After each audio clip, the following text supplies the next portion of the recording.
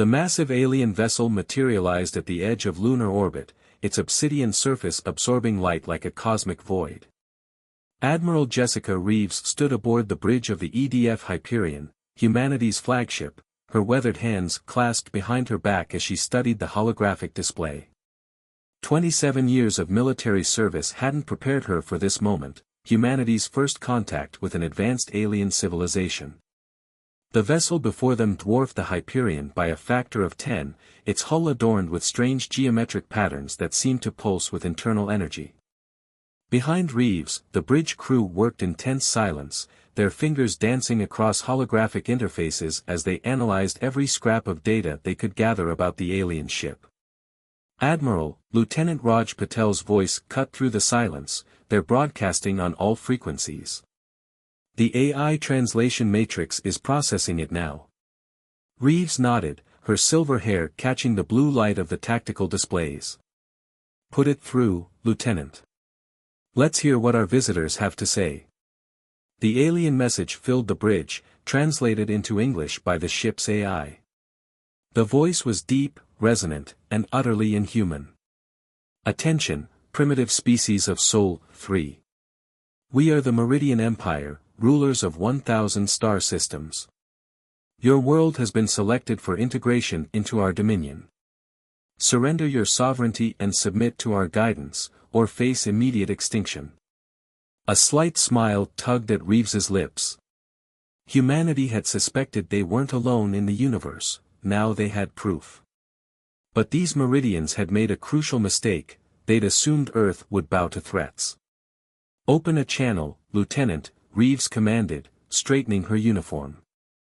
The bridge crew watched as their admiral prepared to speak for all of humanity.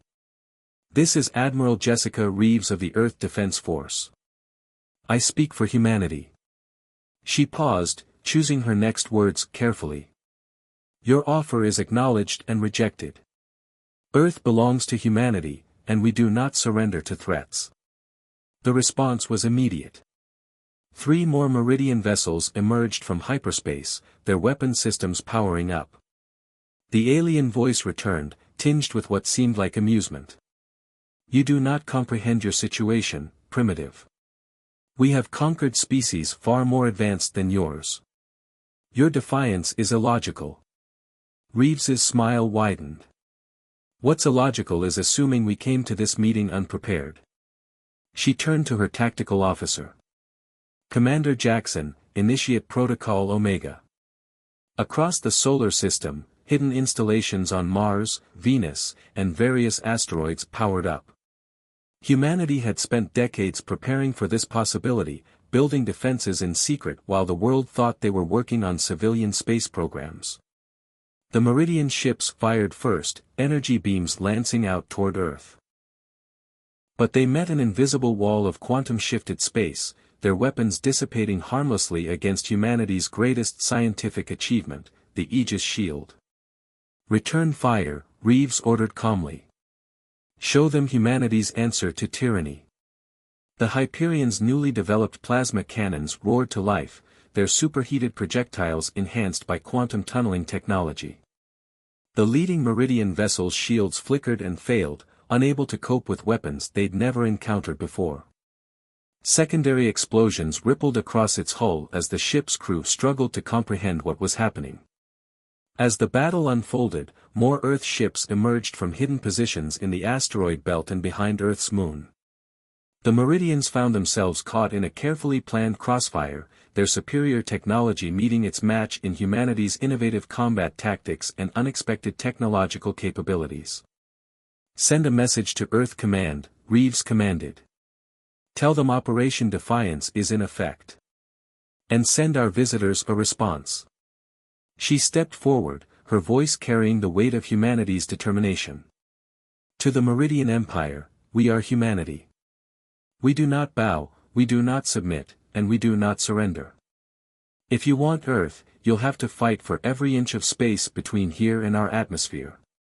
The battle raged for hours, a testament to both Meridian power and human resilience. When it was over, 2 Meridian ships had been destroyed, one had retreated, and one was disabled, a prize that would provide humanity with invaluable intelligence about their new enemy. As debris from the battle drifted through space, Admiral Reeves looked out at Earth, its blue surface peaceful despite the conflict that had just occurred in its orbit. "Send word to all Earth Defense Force installations," she ordered. "Tell them this is just the beginning. The Meridians will be back, and next time they'll come in force." She turned to face her crew, her expression resolute. "But we'll be ready. Humanity has entered the galactic stage, and we're going to show these empire builders what happens when you underestimate the human spirit." The disabled Meridian ship floated silently in space, a trophy of humanity's first interstellar victory. But as cleanup crews began their work, everyone knew this was just the opening move in a much larger game. Humanity had stood its ground, but the real war was just beginning. The news of the battle spread across Earth like wildfire. For the first time in history, all of humanity stood united against an external threat. Military installations worldwide went on high alert, and civilian defense preparations began in every major city. The age of human isolation was over, and the age of interstellar war had begun. Admiral Reeves spent the next 48 hours in emergency meetings with Earth's political and military leadership. As she studied the tactical displays showing Meridian ship movements at the edge of the solar system, she knew humanity would need every ounce of its legendary adaptability and determination to survive what was coming. But as she watched teams of scientists already beginning to analyze the captured Meridian vessel, she felt a surge of pride. Humanity had faced its first major extraterrestrial threat not with fear, but with courage and innovation. The Meridians had expected to find primitive savages. Instead, they'd found warriors who refused to kneel.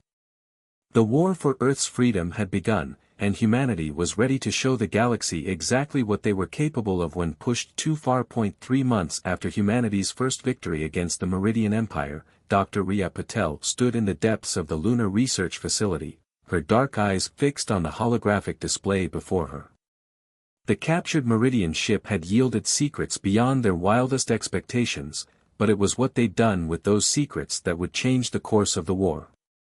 "The quantum resonance matrix is stable," she announced to the assembled military leaders. "We've successfully replicated their faster-than-light drive technology, but we've done something they never thought to do, we've weaponized it."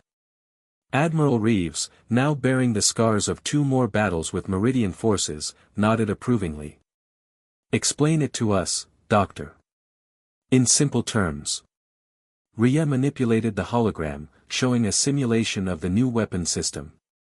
"We're calling it the quantum cascade device. It creates a localized disruption in spacetime that can tear through Meridian shields like they're tissue paper. Their defensive systems are based on deflecting energy and matter. They never considered someone would figure out how to weaponize the fabric of space itself." Commander Marcus Blackwood, leader of Earth's newly formed Special Operations Division, leaned forward. His cybernetic eye, a reminder of the costly Battle of Mars, whirred as it focused on the simulation. "How soon can we deploy these weapons?"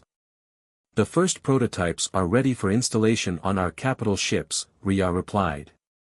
"But that's not all we've developed." She switched the display to show a new type of fighter craft. "Meet the Phantom-class strike fighter. Using reverse-engineered Meridian stealth technology combined with human ingenuity, these ships can slip past their detection systems. They're invisible not just to sensors, but to the naked eye." The room buzzed with excitement. For the first time since the war began, humanity had a real chance to take the fight to the enemy.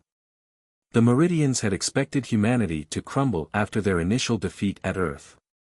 Instead, they'd found themselves locked in a grinding war of attrition with an enemy that grew stronger and more sophisticated with each passing day. Commander Blackwood stood, his tall frame casting a shadow across the holographic display.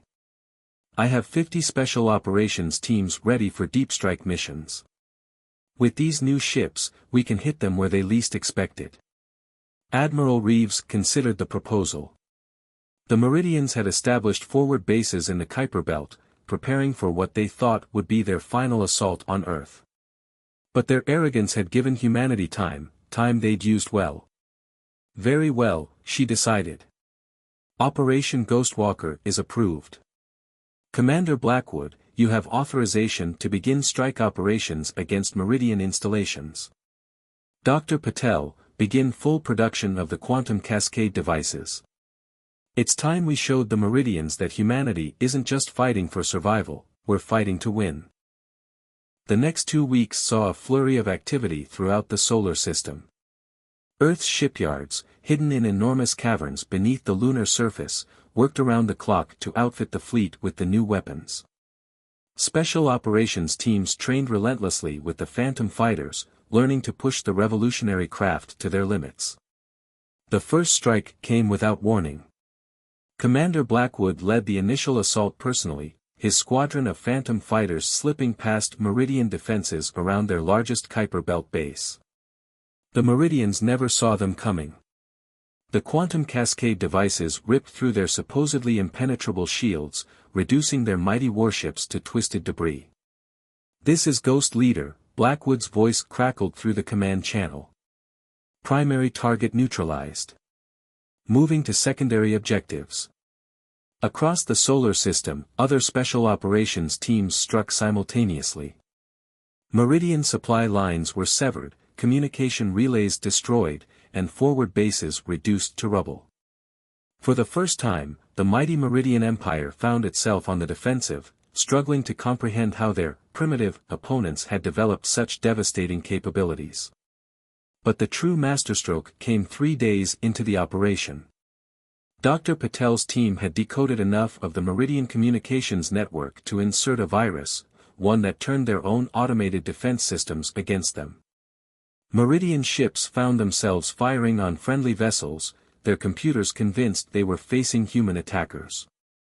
Admiral Reeves watched from the bridge of the upgraded Hyperion as chaos spread through the Meridian fleet. "Send word to all Earth forces," she commanded. "Phase 2 begins now." The main Earth fleet emerged from hiding, their ships now equipped with both quantum cascade devices and enhanced shields based on Meridian technology. But unlike their enemies, humanity had learned to think creatively, to use these tools in ways their creators had never imagined. The Battle of the Kuiper Belt, as it would come to be known, lasted just 6 hours. When it was over, the Meridian presence in the solar system had been reduced to scattered remnants. Human ships began the process of securing the region, while special operations teams continued to hunt down any surviving enemy vessels. In the aftermath, Commander Blackwood stood with Admiral Reeves and Dr. Patel in the Hyperion's observation deck, watching as cleanup crews salvaged valuable technology from the battlefield. "They'll be back," Blackwood said quietly, his cybernetic eye scanning the distant stars. "And next time, they'll be ready for our new weapons." "Let them come," Dr. Patel replied, her voice filled with quiet confidence. "Every time they attack, we learn. We adapt. We improve. That's something they don't understand about humans. We don't just use technology, we reimagine it. We make it our own." Admiral Reeves nodded, her expression determined. "We've won our first major victory, but this war is far from over. The Meridians still control 1,000 worlds. They'll gather their forces, analyze their defeats, and try to crush us with overwhelming force." She turned to face her companions, her eyes gleaming with fierce pride. "But when they come, they'll find that humanity has a few more surprises waiting for them." As if to emphasize her words, a squadron of Phantom fighters ghosted past the observation window, their advanced stealth systems making them appear as mere distortions in space. Humanity had taken its first steps into a larger universe, and they had served notice to the galaxy. Earth would never bow to tyranny, no matter how powerful the tyrant might be. The holographic star map in the Earth Defense Forces Strategic Command Center told a story of transformation. Captain Naomi Wright, head of Earth's Intelligence Division, traced her finger through the three-dimensional display, marking the positions of known Meridian strongholds. 6 months of guerrilla warfare had taught them much about their enemy, but what they'd just discovered could change everything. Their entire empire, she explained to the assembled War Council, is connected by these quantum relay stations. It's how they maintain control over such vast distances. But look here. She zoomed in on a particular sector. There's a pattern to their placement. A vulnerability we can exploit. Admiral Reeves studied the data carefully. The war had aged her further, but her eyes remained sharp as ever. You're certain about this intelligence? Confirmed by 3 separate deep cover operations, Wright replied. Commander Blackwood's teams pulled this data directly from their central databases. The Meridian's greatest strength is also their greatest weakness. They're completely dependent on these relays for faster-than-light communication and travel. Dr. Patel, who had joined the meeting virtually from her new research facility on Mars, spoke up. The quantum entanglement technology they use is impressive, but rigid. They sacrificed adaptability for power. If we can disrupt their network, we can isolate entire sectors of their empire, Reeves finished. Cut off their ability to coordinate their forces. She straightened, decision made. But we'll need help. We're not the only species they've tried to conquer. The next phase of humanity's resistance would require something beyond military might, it would require diplomacy. Through careful analysis of captured Meridian data, Earth had identified several species that maintained some degree of independence within the Empire. Some had fought the Meridians to a standstill, others had bargained for partial autonomy, but all had reason to desire freedom. Operation Lighthouse began 2 weeks later. Earth's newly commissioned stealth diplomatic vessels, equipped with both Dr. Patel's latest innovations and sophisticated translation matrices, slipped through Meridian space. They carried a simple message: humanity had found a way to break the Empire's grip, and they were willing to share it. The Arxer were the first to respond, a species of highly intelligent, crystalline beings who had maintained their independence through technological superiority. Then came the Volari, organic technology specialists who had been fighting a silent resistance for centuries. One by one, other species began to make contact, drawn by the promise of finally breaking free from Meridian control. A coalition began to form, with Earth at its center. Each species brought unique capabilities to the alliance. The Arxer provided advanced quantum mathematics that helped refine humanity's weapons. The Volari's organic technology merged seamlessly with Earth's innovative combat systems. Others contributed intelligence, resources, and fighting forces. But the Meridians were not idle. They sensed the growing threat and mobilized their forces for a massive counterattack. The battle that followed in the Alpha Centauri system would become legendary. The combined fleet of the newly formed alliance faced off against the largest Meridian battle group ever assembled. Admiral Reeves commanded from the bridge of the Hyperion, now upgraded with technology from half a dozen species. All Alliance vessels, this is Admiral Reeves, she broadcast across the quantum channels. Today we strike at the heart of Meridian power. Today we show them that the species they sought to enslave have become their worst nightmare. She paused, allowing her words to translate across the various alien languages. Execute Operation Sunbreak. The battle began with a massive coordinated strike against the Meridian quantum relay stations. Alliance ships attacked from multiple vectors, using combined technologies that the Meridians had never encountered before. Phantom fighters, enhanced with Volari organic cloaking systems, slipped past enemy lines to deliver precision strikes. Arxer crystal ships channeled energy through human-designed quantum cascade devices, creating devastating weapon effects that ignored Meridian shields entirely. The Meridians fought back with characteristic ferocity, but for the first time, they faced an enemy that could match their technological superiority. Worse, they faced an enemy that could innovate in ways they couldn't predict. Human tactical flexibility, combined with Alliance technology, proved devastating. Captain Wright coordinated the intelligence aspects of the battle from her stealth command ship. Relay network is showing cascading failures, she reported. Their command and control is fragmenting.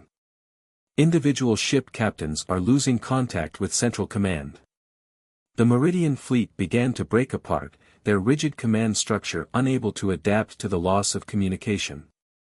Some ships retreated, others fought on independently, but their coordinated defense had been shattered. As the battle reached its climax, Dr. Patel activated the final phase of their plan.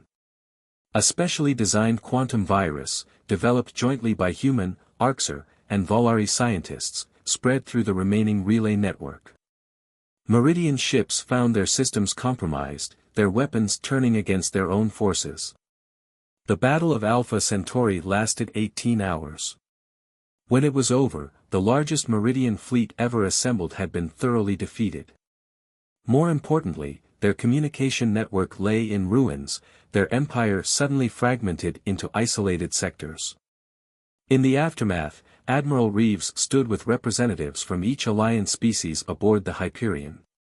The holographic star map now showed vast sections of former Meridian space turning from red to green as isolated sectors declared independence or pledged allegiance to the Alliance. "This is not the end," she cautioned. "The Meridians will adapt, rebuild. But they'll never recover their full strength. We've proven that together, we're stronger than any empire." Captain Wright, studying the latest intelligence reports, nodded in agreement. "We've intercepted transmissions from dozens of other species under Meridian control. They've seen what we've accomplished here. The Empire's grip is weakening." The Arxer representative, its crystalline form shimmering with internal light, spoke through the translator. "Humanity has shown us a truth we had forgotten, that innovation and cooperation are more powerful than domination." The war would continue, but something fundamental had changed. The Meridian Empire, which had seemed invincible just months before, now faced a united opposition led by the very primitives they had tried to subjugate. Humanity had not only survived their trial by fire, they had emerged as a leader among the stars. The Meridian throne world hung like a jewel in space, its artificial ring system glittering with defense platforms. 1 year had passed since the Battle of Alpha Centauri, and the Alliance had pushed deep into Imperial space. But this would be their greatest challenge. Fleet Admiral Reeves, now commander of the combined Alliance forces, stood aboard the bridge of the Hyperion II, a vessel that represented the peak of collaborative engineering. Arxer crystals powered its quantum drives, Volari organic computers managed its systems, and human ingenuity tied it all together. "The Prometheus protocol is ready," Dr. Patel's hologram reported. The years of war had streaked her hair with gray, but her eyes still burned with scientific passion. "Every Alliance ship has been upgraded. If this works..." "It has to work," Commander Blackwood interrupted. His cybernetic implants now covered most of his left side, a testament to countless battles. "Our intelligence shows the Meridians are developing countermeasures to our current technology. We strike now, or we lose our advantage." The Prometheus protocol represented the pinnacle of Alliance cooperation, a revolutionary system that could temporarily transform matter into energy and back again, allowing ships to phase through solid objects. It was theoretical science made reality through desperate necessity. The attack began at dawn, Earth Standard Time. 500 Alliance capital ships, supported by thousands of smaller craft, emerged from quantum space around the throne world. The Meridians responded immediately, their remaining fleets moving to engage. But this battle would be different. As Meridian weapons fire streaked across space, Alliance ships simply ghosted through it. The Prometheus protocol worked better than anyone had dared hope, letting ships phase through enemy fire and even enemy vessels. "All ships, execute attack pattern Omega," Reeves commanded. "Break their lines. Push for the surface. Show them what the Alliance can do." The battle that followed would be studied in war colleges for centuries to come. Alliance ships phased through Meridian defense platforms, materializing inside their shields to deliver devastating blows. Phantom fighters, now virtually untouchable, wreaked havoc on enemy formations. The Meridians fought with the desperation of those who faced extinction. But they were fighting an enemy that had learned to break the very rules of physics, an enemy that had united the species they had sought to dominate. As the battle reached its climax, the Hyperion II led a final push toward the planetary defense grid. This was what it had all been building toward, the chance to end the war in one decisive strike. The Meridian High Command chamber was silent save for the sound of boots on polished stone.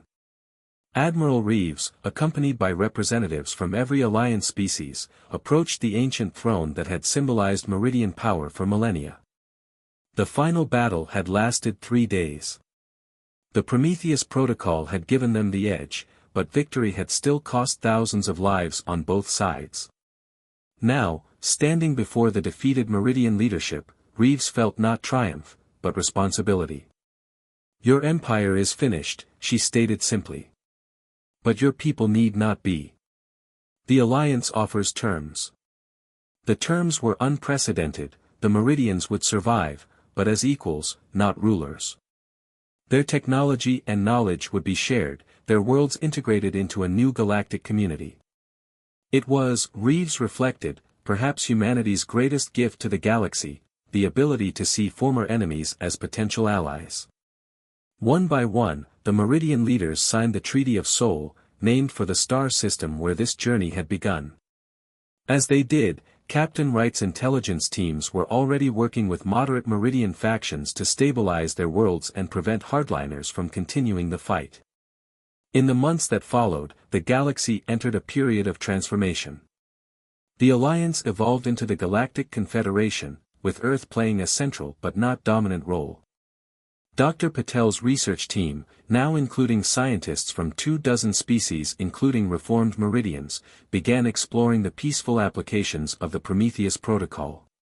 Commander Blackwood, accepting promotion to general, took charge of the new Confederation Defense Force, building an organization that would protect peace rather than enforce dominance. 1 year after the fall of the Meridian Empire, Admiral Reeves stood at a podium on Earth, addressing delegates from over 50 species. The woman who had first defied the Meridians now had the honor of opening the First Galactic Congress.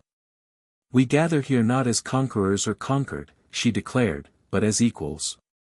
Humanity's journey to the stars began with a refusal to submit to tyranny. It continues with a commitment to ensure that no species ever faces such tyranny again."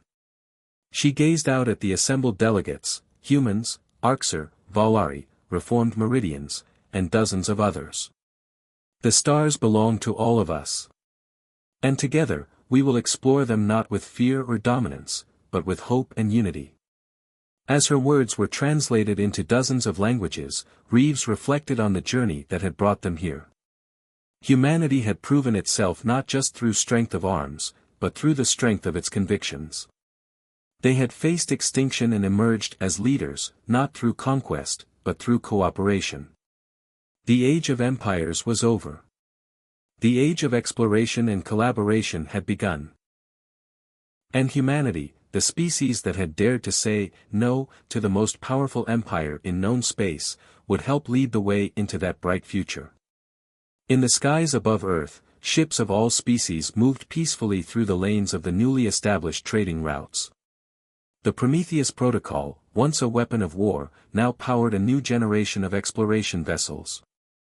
And on 1,000 worlds, beings of all kinds looked up at the stars not with fear of conquest, but with dreams of discovery.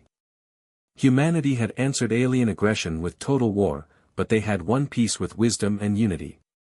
It was, perhaps, their greatest victory of all. The end.